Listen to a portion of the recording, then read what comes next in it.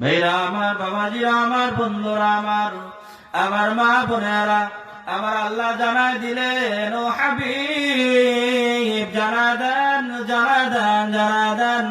আপনার উম্মতেরা যারা প্রতিটা কাজ করার আগে বিসমিল্লাহির রহমানির রহিম বলবে, আমার আল্লাহ রাব্বুল আলামিন বলে দিলেন হাবিব আমি তাদের আমল নামার মধ্যে সগীরা গুনাহগুলো মাফ করে দিব। লা ইলাহা, জোরে জোরে লা ইলাহা,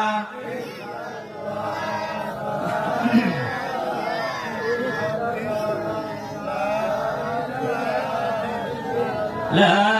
ইলাহা,